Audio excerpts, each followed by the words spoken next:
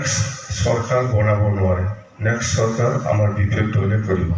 এইটো রাজ্যে সিদ্ধান্ত।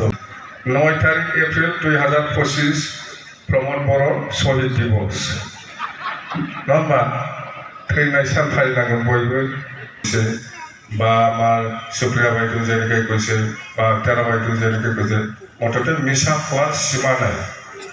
এনেকুৱা মিছা কথা ক'ব পাৰে এতিয়া কৰক আৰু 4 মাহ আছে আপোনাৰ হাতত। 4 মাহৰ ভিতৰত এই প্ৰমোদ বড়োৱে বিটিচিটো সুইজাৰলেণ্ড কৰিব পাৰিবহি। 4 মাহৰ ভিতৰত কিমানজন আত্মসহায়ক গোটত ৭৫,০০০ টাকা দিবহি পাৰিব। এই 4 মাহ আছে, এই 4 মাহৰ ভিতৰত কিমানজন মানুহক মাটিৰ পাট্টা দিবহি। মাটিৰ পাট্টাও দিয়া নাই, চেল্ফ হেল্প গ্ৰুপক পইচাও দিয়া নাই। বিটিচিটো আৰু সুইজাৰলেণ্ড কৰিব লগাটো সময়ে নাই, 4 মাহে আছে এতিয়া। আৰু কি প্ৰতিশ্ৰুতি দিছিল সি ৭৫ আৰু ঘৰে ঘৰে চাকৰি। এইবিলাক কিমান মিছা কথা কৈ চাওকচোন,